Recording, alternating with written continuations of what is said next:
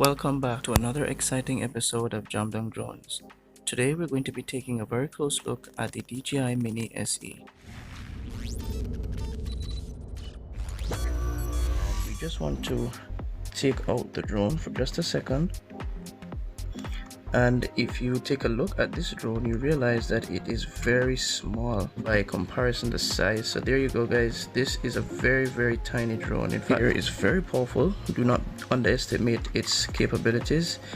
It is said to be able to fly for up to 4 kilometers. Personally, I've never gone that far with it. I've never had to, but I doubt that you'll be able to make it that far if you're in an urban area. So just something for you guys to remember. Now, just like the Mavic Air 2 video that I did, the arms fold out very same way. So we start with the front arms. So we pull this one out like so, this one out like so, and of course the back legs swing under like so. Okay, if we take a closer look at the propellers, we see that unlike the twist to lock mechanism that locks the Mavic Air 2, we now have screws. And I can tell you guys that in terms of going out to the field to fly it, having these screws can be quite a nuisance. I prefer to be able to just push that thing down and twist. A very small camera gimbal. The sensor should be about 1/2.3 inches. And also, if we turn the drone around, we see that there are some ports. Now, this port right here that you're looking at is for charging and also for transferring data. So later on, I'm going to show you the attachments that we use to get that done. This is where you would put your SD card in, and just something to note, these drones will not use your typical SD card. So if you have one of those Kingstons or SanDisks, it won't work. So you need an Extreme or SanDisk Pro for this drone to be able to record it. Why? Because it's able to record up to 2.7K at 30 frames per second. In other words, very clean video, and also a lot of data. So the right speed has to be very quick, and so must be your SD card. We take a look too at this hatch, and this is where you'd slide your battery in. So this is the bay right here, and you'll see at the top we have some terminal points. Now this is where things get a little bit more technical. If you take a closer look, you'll realize that there are two sensors here. These two sensors will detect, create a virtual mapping of the surrounding, a three-dimensional kind of mapping, and it guides the drone and prevent it from landing on certain obstacles. So if it's coming down, for example, on water, it will detect the water as unsafe and it will just hover there. Or if it's landing on anywhere that is not safe. This is a proximity sensor, and essentially what that does is that it creates a measurement for the distance between this drone and its launch point. We have the LED light, and this light will flash continuously if it is not paired. Right here, these are just vents. There are no sensors here. And if you take a look at the motors, we see that these are brushless motors as well. Now we're going to take a look at the business end of this drone, which is, of course, guys, you guessed it, the camera. So to get the gimbal guard off, we're just going to put our finger inside here and pop it out like that, while we have a little force at the end here. So we're just going to pull it out like that, and off it goes. And there it is, guys. That's the gimbal I was telling you about. So this is a 3-axis gimbal, and this will give you very solid footage while you're there flying through the air. While the wind is pushing against this drone, your video will be stable, guaranteed. If we take a look towards the front of the drone, you'll see that there is a button right here, and if we tap that button once, it will show the amount of charge that's in the battery. And remember, guys, this is very easy to calculate, because if we have 4 dots here and we're working it at, say, 4 dots being 100%, it means that each dot is worth 25%. So right now we have roughly 75% in this battery left, give or take. All right, so to power it on, you want to double tap and hold, just like all the DJI drones that I know. So it's, here we go, and the motors will twitch a little, but that's okay. We take a look at that gimbal as it calibrates itself. There we go. So now it's on. And before I go any further, I'm just going to turn it around so you can take a look at that LED. Notice how it's flashing now, very haphazardly, just blinking like that. It means that the drone is in pairing mode, so it means that I'll have to power on the controller in order to get this thing paired. So okay guys, so now we're taking a look at the DJI Mini SE controller. Now this controller is very interesting, and if you take a closer look, we see that there are a couple buttons, a wheel, and of course a section for our joysticks. Now let's talk about the function of each button. The home button right here, we tap this if it is that the drone is, you know, in a very sticky situation, you know, maybe you've lost sight of it. And by the way guys, you don't want to fly out of VLOS, that's visual line of sight. You know, you can get in trouble for it if you choose to do that, so you want to keep the drone in your sight at all times just to fly responsibly. Now we have the two section here for our joysticks, we'll get to that in a second.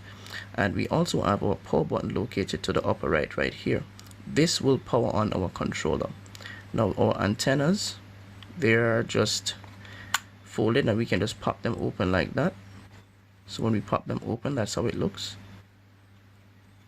And the cool part of this controller is this mechanism right here, these two mechanisms. So I'm just going to slide this one down like that. I'm going to slide this one down like that. Now guys, where do you think the joysticks are hiding? You've guessed it, right in this compartment here. So if you take a closer look, DJI has, you know, created a compartment for the joystick, so you don't have to be worried about losing these things while you're out in the field flying. Of course, that's just great for hobbyists and even professionals. So I'm just taking the joysticks out, and these threads will run along the inside of our controller. So very nifty design here. So now that we have these set up, we can go a little bit further in terms of our button. We have two buttons at the front. We have one to capture our pictures, and we have the other button for recording, and we can have our pictures taken or we can start videoing. Now we also have a wheel right here, and this wheel is responsible for moving the gimbal up or down. So this is our gimbal wheel, very similar to the one on the Mavic Air 2. Now we also have a port right here, and this port is really for charging. So we would slide the USB cable into this section and the controller would charge. Now if you're wondering what these mechanisms are for, well, I'll tell you. These mechanisms are for holding your phone. So let's say for example that you have, you know, an Android or an Apple device. You want to slide it into this section right here, and I'm going to demonstrate exactly what that looks like. So here we have the cables guys. Now when I just bought this, all of this was wrapped in plastic, so that's the reason why you see them hanging loose like this, but they were all wrapped up. So we just want to make sure that we are selecting the correct cable, and remember we get 3 of them, so I want to make sure that I'm using the right one. So we see that we have the C-type, so we're just going to get that in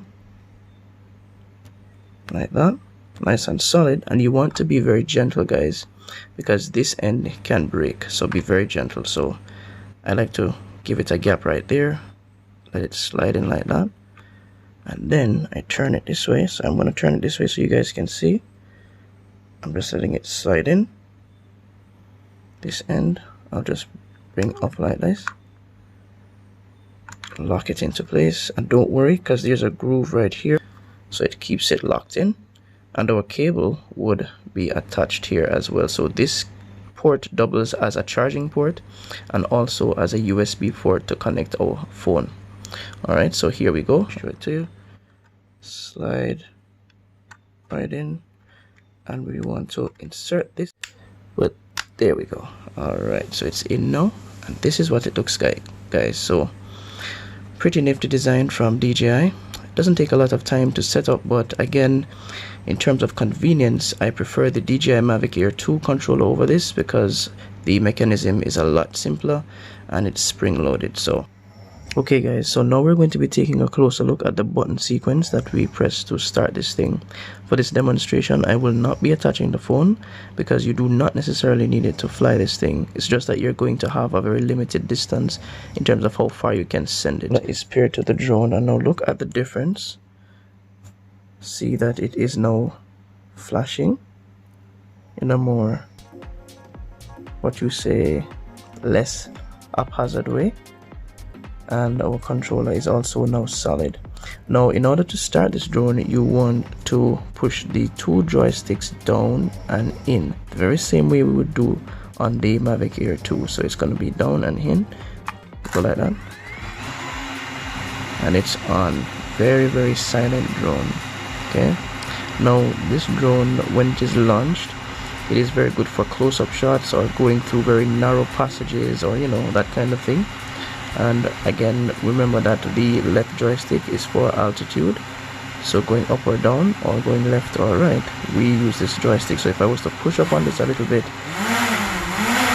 you hear that it's buzzing, and I'm inside the house, and it's not recommended for you to fly inside the house, but this thing is super stable. So I'm just going to power it off, and we do that by simply holding this down, and it's now off. So it's very simple as that. And to power the controller off, it's the very same button combination. We tap and hold, and we hear that beep. We unscrew the joysticks here, and we want to tuck them in.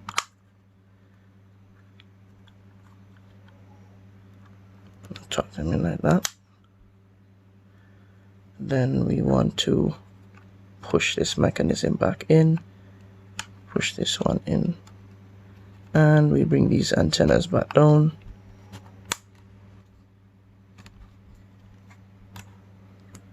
Now as for a drone, we are pressing the same button combination. It is double tap and hold,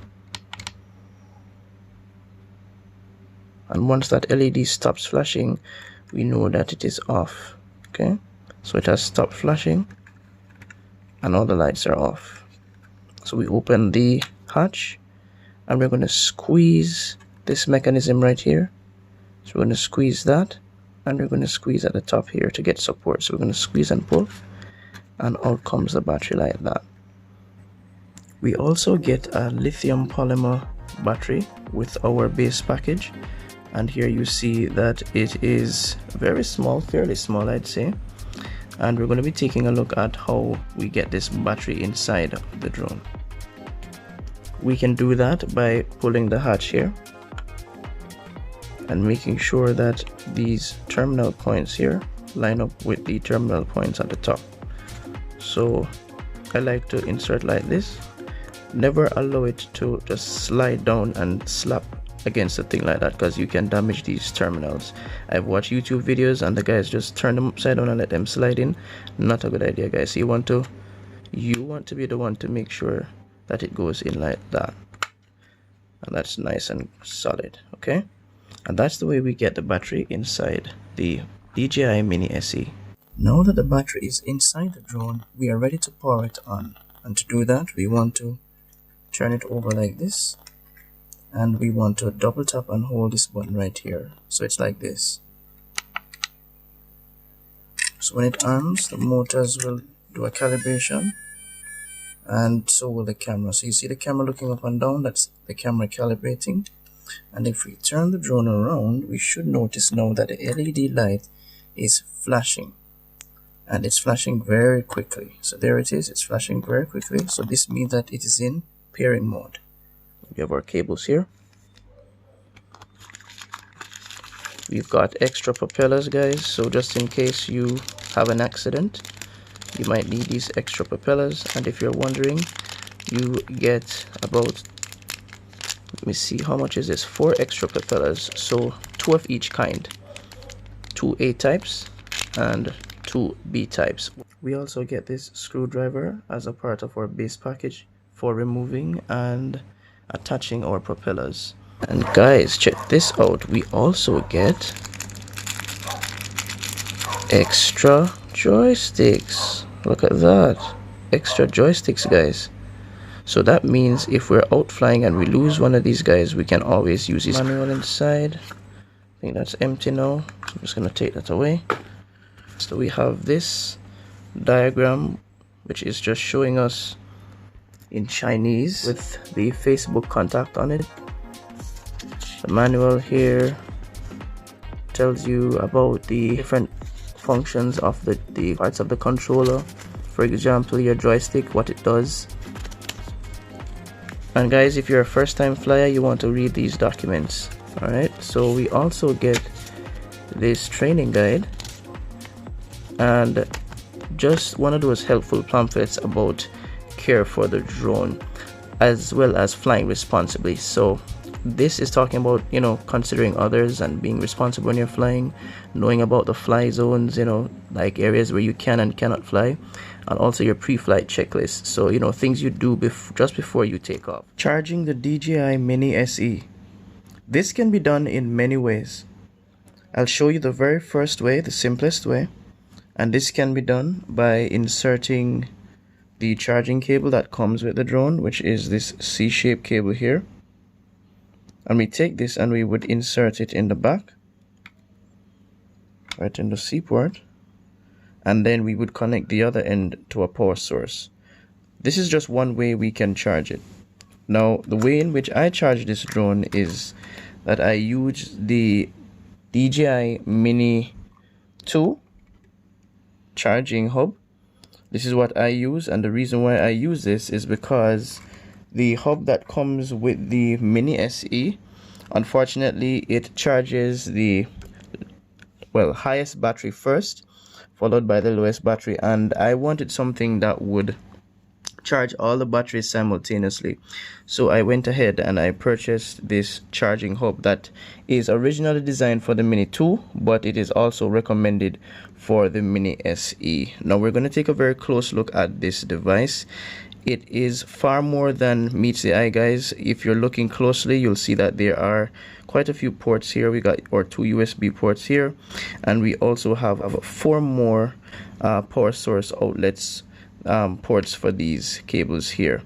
I'll explain how that works in a while. If we turn the device around to the back, we'll see here that this is our power supply. So there's also another cable here, and this cable is what we would insert into this end, and we would plug this end into the wall.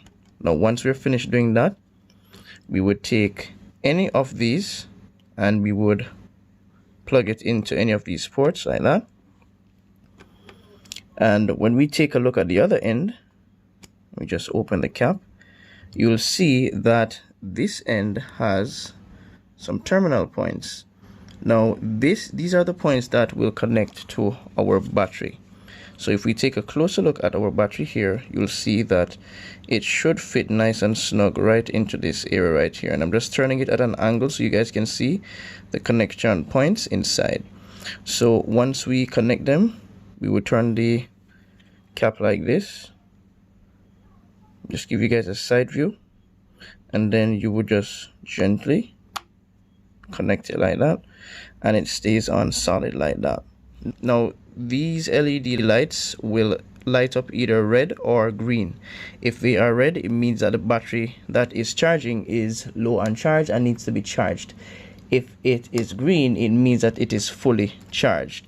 Alright, so it is a smart charger as well, which means that once the battery is fully charged, it will automatically stop charging. And I'm just going to demonstrate, guys. So I'm going off camera with this cord right here. I want to show you firsthand how this works. So I'm plugging it in, and right away you can see the LED lights lighting up, and the one that is connected to our battery right now is now red.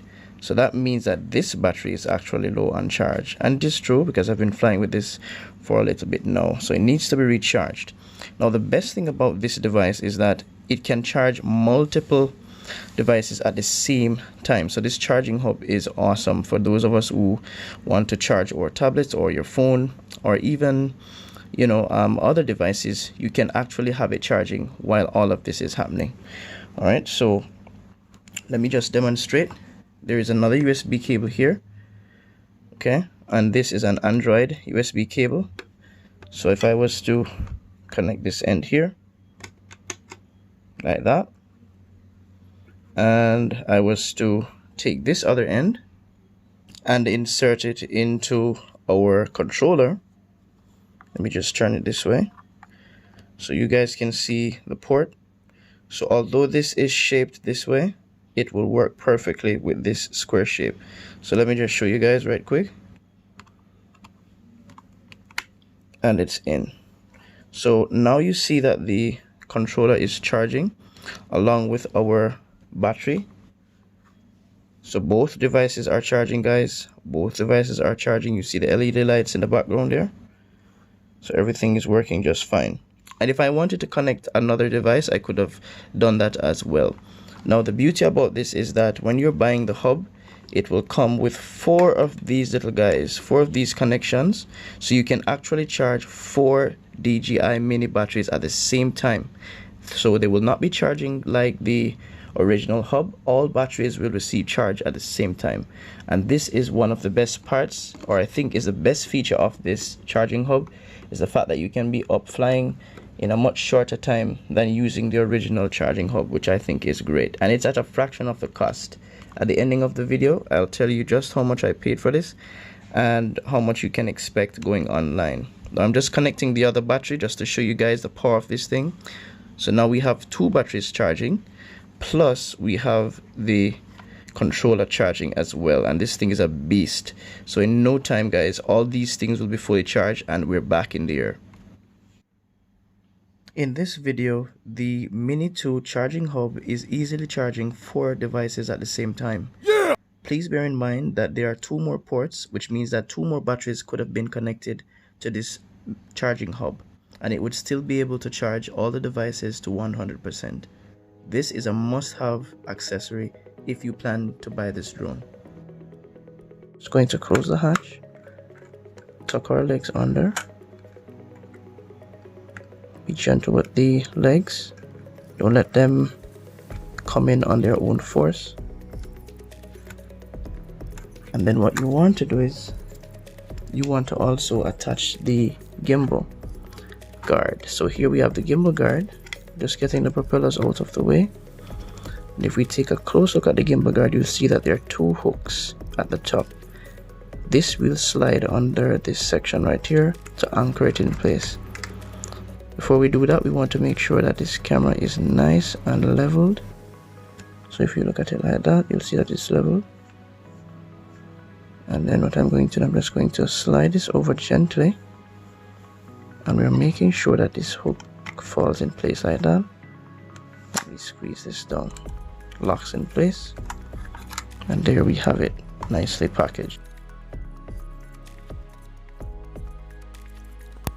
Okay guys, we're at the ending of the video, and on screen you can see the cost of the DJI Mini SE as well as the Fly More combo and the Mini 2 charging hub that we used. You also see the charge of the original charging hub. And I just want us to think very carefully the next time before we buy a drone. The Mini SE is very capable and very powerful, but depending on your budget and what your needs are, you just might need this drone. This is DUNG Drones, over and out.